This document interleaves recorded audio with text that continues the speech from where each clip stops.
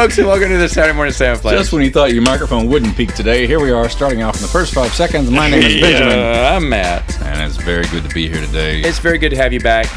All right, so we're like done with the home. Aussie adventure. Done with the Aussie adventure. And- I have so much more to tell, but I didn't quite get to everything I wanted, notably the beaches. But we did talk about it a little bit more after the podcast was over, but it's fine. Yeah, and so we did. We talked about beaches. Yeah. Long Good. beaches. Moment of silence. For the beaches and the humpback whales. All right, so anyway, you went to New Orleans Comic Con. So I got back home from Paradise in Australia. Almost paradise. I know. Okay, One of the only reasons that I came back is because I'm filming a movie in Baton Rouge in the first week of January. Tune in next week. The second week of January. Tune in next week for another Saturday Morning Sam Flash. Yes. But in the weekend leading up to, we started filming on Monday. Mm-hmm. And so the weekend leading up to it was first week of January, as always, New Orleans Wizard World Con. And so... This also happened to be the first Comic Con I ever took the missus to. Was it? And she only wanted to stay for one day, and then she was going to go hang out with a friend of mine. And she did not want... Well, when she came for the first day, she had so much fun, she went, I'll come for day two. I'll come back for day two, yeah. And so she came back for day two, and she was hooked on Comic Cons. Of course she was. Since. Who was the guest that she needed to get the autograph from or whatever? Nobody. It was a great story because I wanted most of the Firefly cast was going to be there. Oh man! So I was getting all my DVDs autographed, the DVD set autographed by the entire cast. The whole cast. First person I went to was Jane, which is played by Alec. No, which Baldwin? It must be Alec. It's Baldwin. Is Alec? It is Baldwin. It's a Baldwin. Anyway. We're not going to send him this podcast.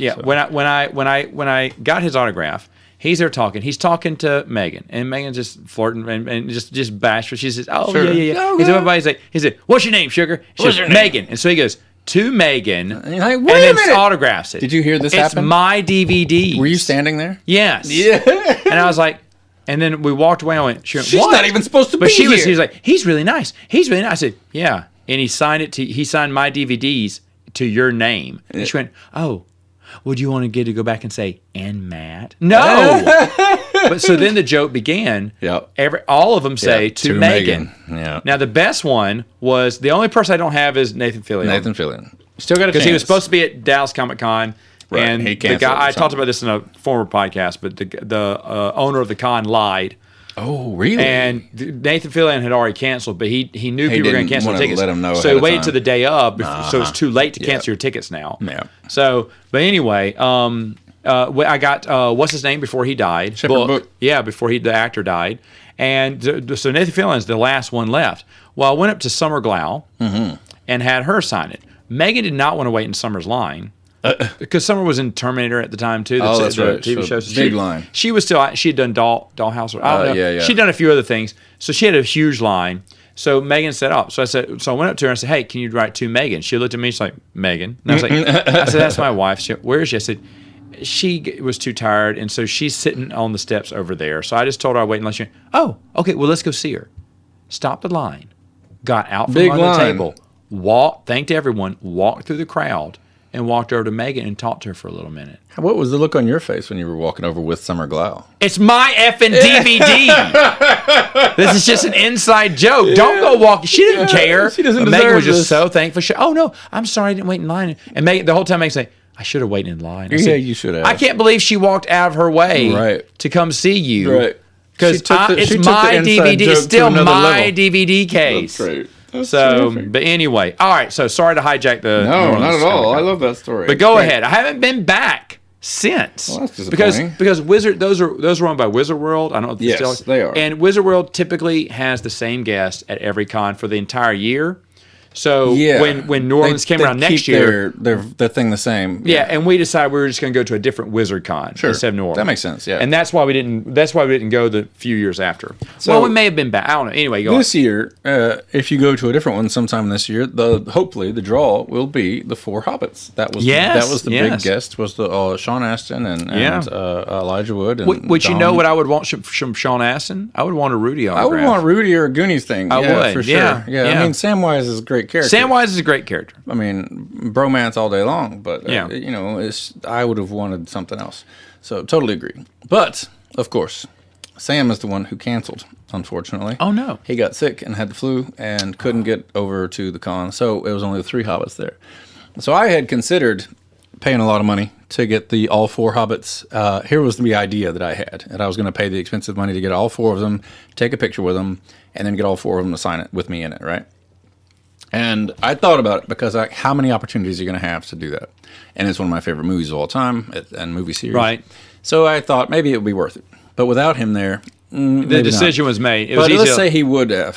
What the plan was for me to get like a gray bathrobe and a gray wizard hat and a big fake beard and just like the worst Gandalf outfit ever. Yeah. And then I was going to get into the picture room area and I was going to kneel down behind like a table or something or just off camera and like hold up my arm. Like I'm saying, fly, you fools. And I was going to have all 4 of them grabbing my arm and like pulling me back like they saved Gandalf instead of he fell into the Balrog, into the gorge of Khazad-dûm or whatever. That's great. And I was going to have them rewrite the movie and save me for a second. And I was the fake bad Gandalf. And they would all be like pulling on me. Like, no, Gandalf, no. Yeah, and saving me. So anyway. Oh, well. That's okay. That might be a moment that I might recreate another time. Yeah, that's always next time. But that's my idea. Don't anybody steal that idea. No one steal it. Were there beaches at this Comic-Con? There were a lot of beaches, but look, let me tell you this first. So there were so many great guests there this year. So I didn't get to. There were a lot of really good and guests. Kindly, you did text me and ask me if I wanted anyone. There was a lot of good people, but I didn't want to. I didn't want to take up your time, but I appreciate the offer. I did have a good time. I got to see some of my friends that, like we talked about last week. I lived in New Orleans for a while, and I got to see a few friends and hang out with them and catch up with old times. And they dressed up as like Mrs. Incredible, and I think he was. What was his outfit? He was. Who is this? This is like Daredevil, or not Daredevil, Deadpool. Deadpool. He was Deadpool, and she was Mrs. Incredible, and it was a good time.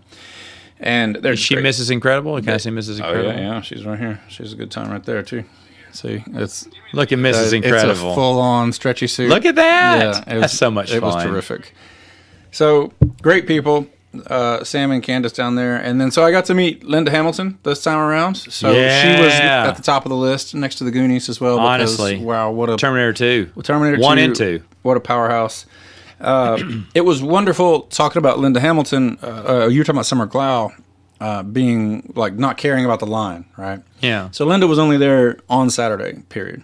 And she was so engaging. So the first time I met her was to take the photo op. She's one of the only ones. She's the only one I did a photo op with. And walked through the line, and everybody's doing their little chit chat and whatever. I told her about what I was there for. Like, I'm filming a movie next week. It's the sequel in this action movie, and I got the main part. And so I just wanted to talk to you about it. And so I'm talking to these celebrities about the work. Like all the people that I met, I didn't have conversations about, oh, I love you so much in this movie, or I'm a big fan. Never said that once. I talked to Linda Hamilton and Jonathan Frakes and all the Ninja Turtles and all these people about the work, because the voice actors that I met too, I was talking about voice acting. And so Linda immediately, bright-eyed, and just was so interested and so excited and listened, like really looked me right in the eye and listened to every word I said. Not blazing, not glass like, over. oh boy. Yeah, it wasn't even glassy. It was sincere. It wasn't even fake attention. Like she was sincerely listening. She was like so excited. She's like, "Oh, good for you, honey. I'm so excited for you." And I said, "So what's the secret to doing these like sequels and these big action movies and having these parts? Because I got action scenes to do, and it's going to be hard." And she says, "Oh, you got to just dig deep. You got to dig deep for the emotions. You got to dig deep for the action scenes. It's going to be long hours, and you got to have all this stuff." And it was long hours. I know that. I'll tell you why next week on Saturday morning. Yeah. And then so that was what we did. I took a picture of us, and I've got our fingers curled into a fist, and we're like making grumpy face, or I am at least. And I'm like, and so dig deep is what we're saying. And you take the photo over to the booth to get it signed afterward. And I brought her the picture, and she was so excited to sign it. And so she writes, "For Benjamin, kick ass, honey, and dig deep, Linda Hamilton." That's so awesome. I got my motivation from Sarah Connor herself. Awesome. And this was what she told me is about the script. For it's like, so I said, so I'm playing a character now. In the first one, he was kind of a caricature, and now he's seen some stuff, and so he's going through like a hero phase. Kind of, he's a bit more in charge, and he's a bit more like taking over. And she said, that's exactly what you want. She said, you have to make him different now because he's been through things, and you don't want to play the same thing over and over. And I said, exactly, because this is supposed to be a 7-movie series, right? And so this is the sequel, and I've seen some trauma happen. And she said that that was how Terminator 2's script got written. And I said, well, what do you mean?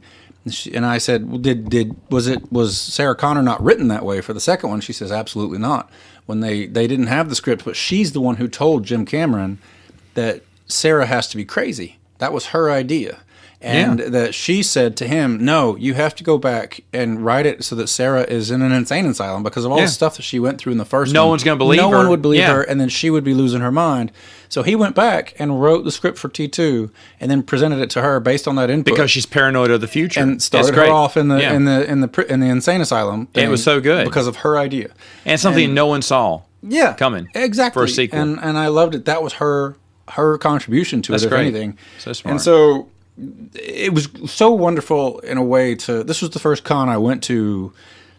I haven't been to one in a while, actually, in a few years now. But so to go back now, having been in movies, like this is my 4th film that I'm acting in now. And so I'm technically a semi-pro working actor. I'm getting paid to be on camera and to act.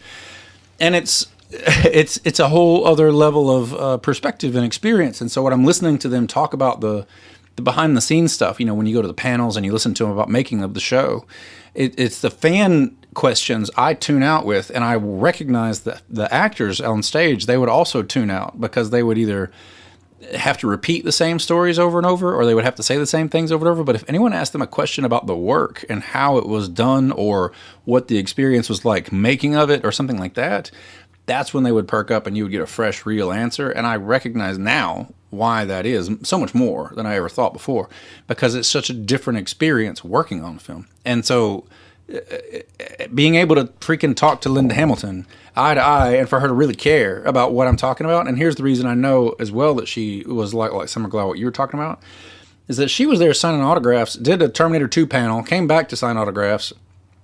And Edward Furlong was there, and the T-1000 was there. Everybody but Arnold was there. So Michael Biehn was there.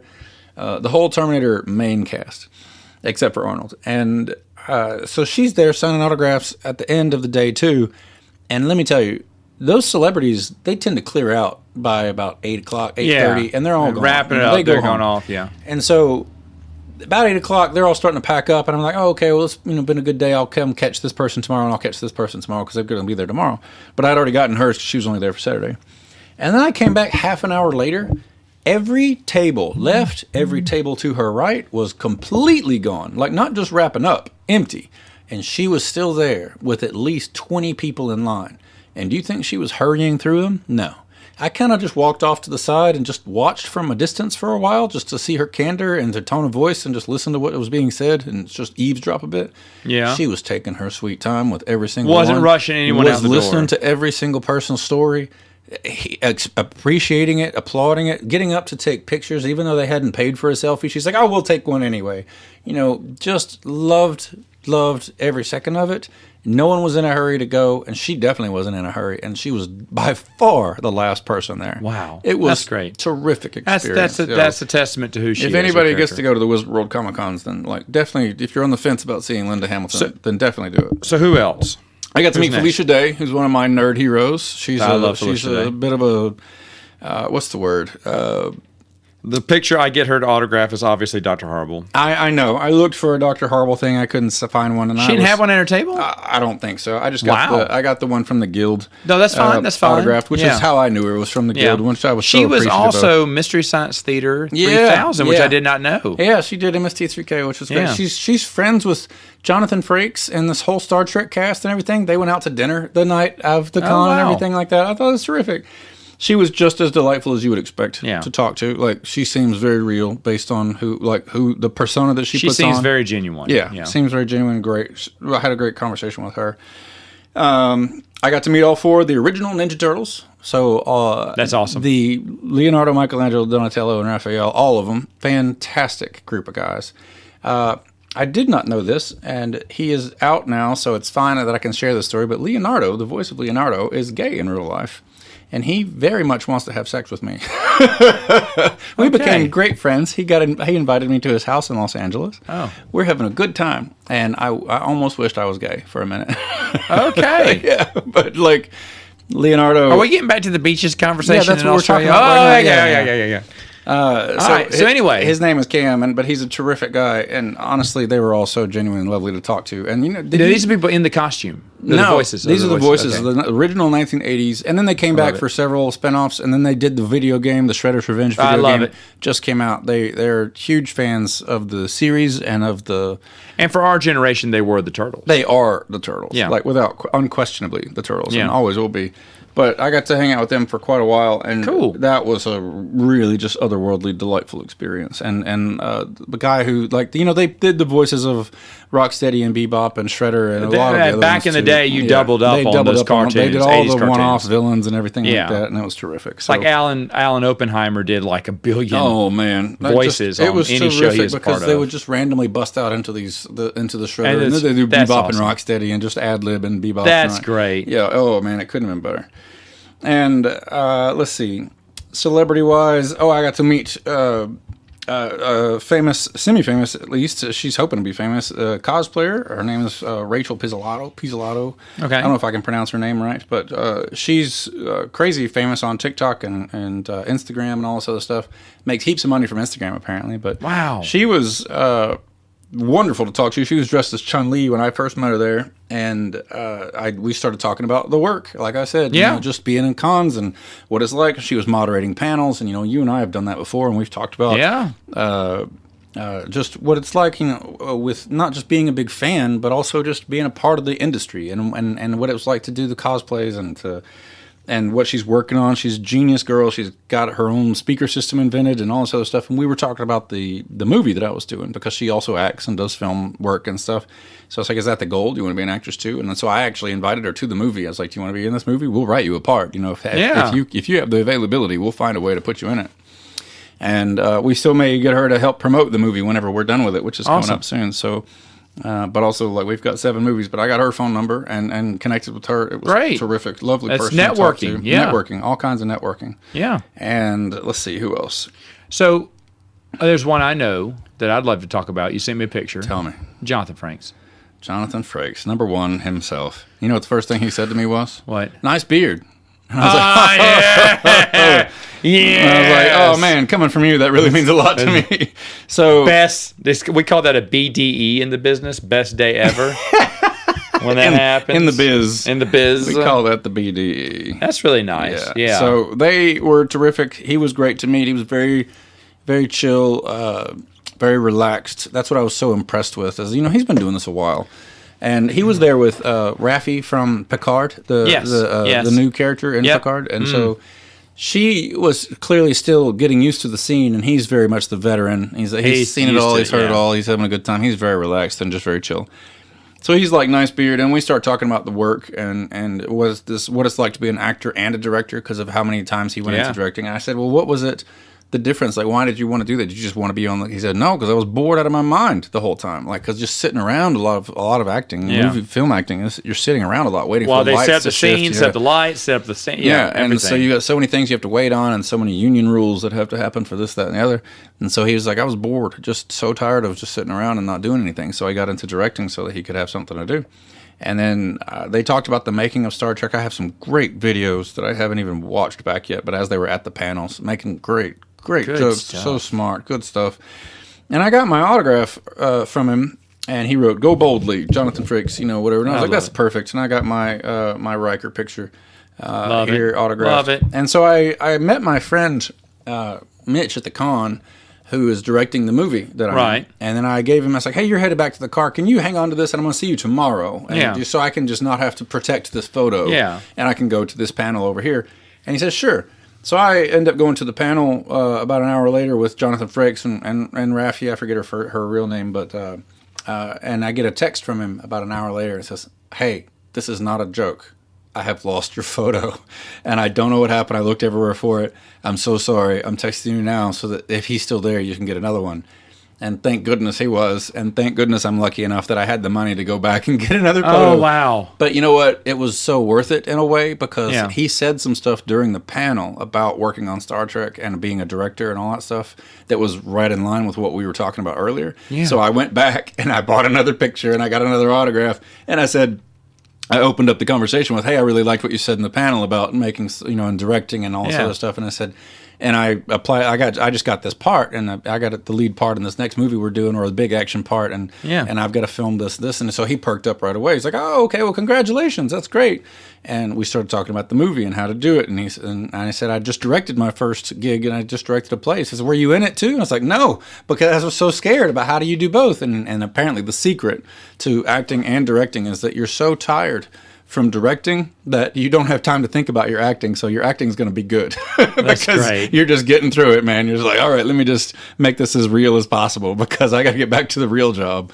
So if you're so exhausted from directing, you can't act in it because it'll make you more relaxed. It's nice when you meet these celebrities that sometimes you're disappointed, but a lot of times you're pleasantly pleased. Like the nicest ones to me was Ray Parks, who played Darth Maul. Ray Park was so great to me. You got to see him? Yes, he was lovely. He was great. The next day, he was incognito. Oh, no way. And we both went to some movie night that was had at the con, but he went incognito since he's Ray Parks. So people would know. So this is not that far. This is 6 years past not that episode far. 1. But so, I mean, he would be very recognizable. With the red and the black. Well, he was in disguise, but he saw me talk to Master Hiroshige, whatever it was his name, and he wanted to know what I said to him. So the next day when I was waiting in line to get Lando Calrissian, Billy D. Williams autograph, he said, Matt, and he called me over there.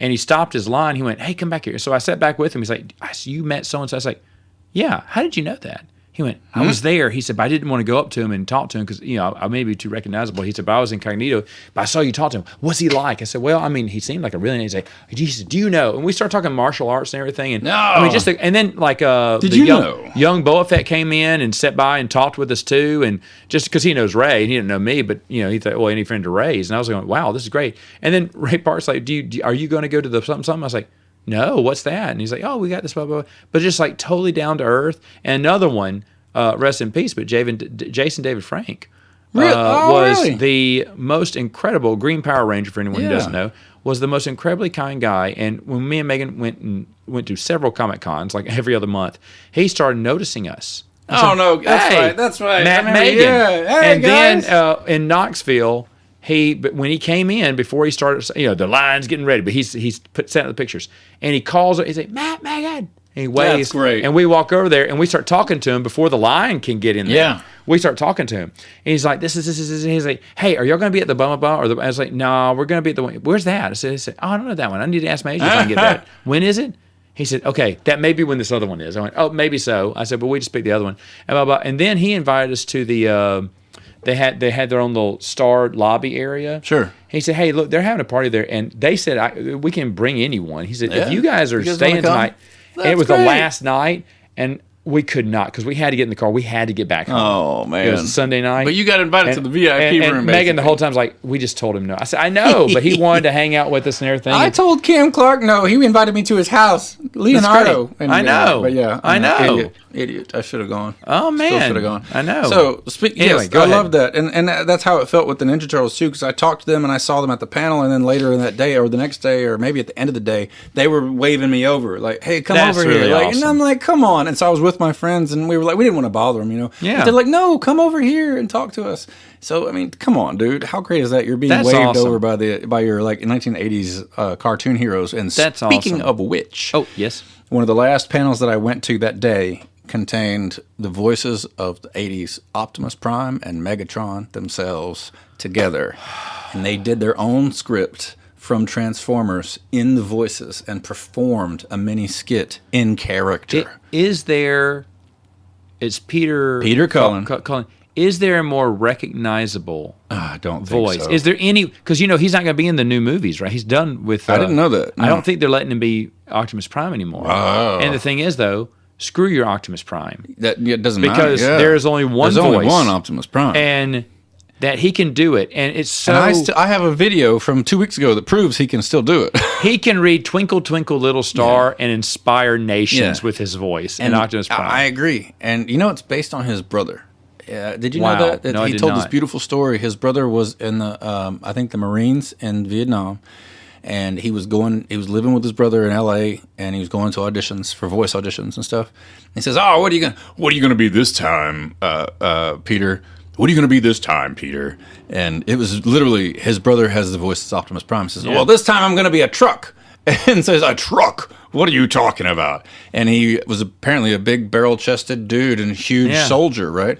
And he says, he gave him this really heartfelt speech. He's like, "Well, Peter, don't go out there and be something fake. If you're going to be a truck, then be real and make it serious," and stuff like that. And so that was the inspiration that he took to the audition. Wow. He got the part, and then his brother has passed away since, but he always dedicates Optimus Prime and everything he does because he's doing the voice of his own brother. That's and incredible. So Optimus Prime's voice is the voice of his brother. And yeah, so Frank Welker and Peter Cullen were there in the same room together. That's amazing. Randomly dropping in and out of Megatron, like Starscream, and like the ancient, like the great stuff. Like the original '80s Megatron, yes. the whiny Megatron, which is great. And he's done lots of the Megatron versions. You know, they've asked him to play it a little differently as it's gotten older. And they did versions like, in the 80s, Optimus sounded like this. You know, and then he went through, then in the 90s, they made me do this. And in the movies, they had to do this. And then they would emulate all of the voices as they went through.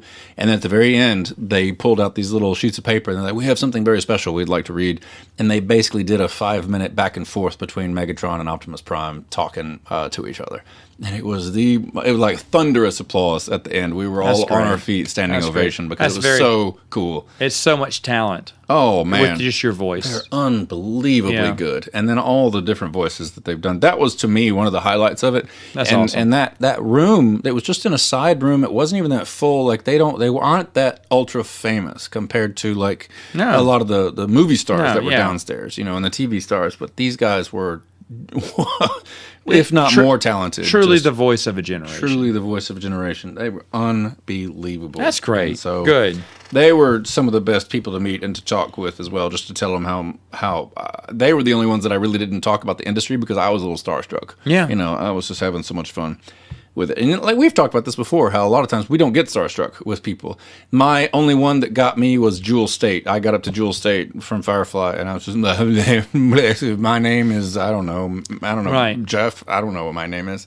Thank God someone was there to save me and to talk about her nails and start talking about her hair or something, and that got me back into the conversation. Which one was it that flabbergasted you and you didn't know who it was? Or it wasn't like any big deal. It wasn't any big, super famous even. I know it. Well, it was the designer of Zombies, my favorite board game, and I just went nuts. And I talked to every celebrity, and I've always been cool and level-headed and never even though I really like the person, I've never been starstruck, and I've always had a smile on my face. But when it came to him, I was just like all over my, I play your game every weekend. Well, not this weekend because I'm here. And oh man, it's really good to meet you. And his name was Todd. Todd Bernstein. But I was like, oh man, just so can you autograph that? Oh, this would be so cool. Oh, so cool. Thank you. Oh man, this is awesome. Oh wow, I have every game, but this one, because it just came out, and I want to buy this one now because it just came out. And I was just all. And Megan's like, what is wrong with you? Yeah. Because I had talked to every celebrity like normal, but when it came to one of my board game designers, I've always wanted to meet. It was weird. I don't know. That's how it goes. But this con was terrific. I had an amazing time. It was exhausting at the end, and the good kind of exhausting. Yeah. And lots of good panels, unique, one-of-a-kind experiences. I'd recommend anybody go. And if Wizard World does indeed keep this celebrity slate of guests, then anywhere they are, good slate. If you're listening to this next Saturday, then definitely please go next Saturday. Yeah, no, but we got to talk about the beaches. But first. we're going to talk about the beaches of New Orleans, right? Yeah, we will. Does New Orleans have beaches? Well, they have a swamp. Lake Pontchartrain has beaches, but does Lake Pontchartrain it really have a beach? I mean, yeah, it has one. I don't know if anybody goes to. It's been like decades, maybe since. I mean, it's been over. Really? It's got to be 13 years since I've been in New Orleans. Oh, my friends live in Slidell, and we just get on the boats and head on to the lake and just have a good time. Do you really? Oh, yeah. Still? Yeah. In New Orleans? Terrific. Well, in Slidell, North Shore. Is there another Comic-Con you want to go to? Yeah. What's any your next? Of them. Oh, any of them? Yeah, I don't have one slated or coming up or anything like that. Okay. I didn't know. I'm trying to get back to Australian beaches. Oh yeah. Yeah, I'm not. Oh, you know what? We didn't talk about that last week. We should. Okay, so let's talk. We did talk about it. Just we got cut off at the end. Yeah, that looks like we're out of time though. Oh, okay. So well, maybe next time. Yeah, maybe next morning. Camouflage. Oh, the beaches. Beaches. Was Optimus Prime on the beach? Yes.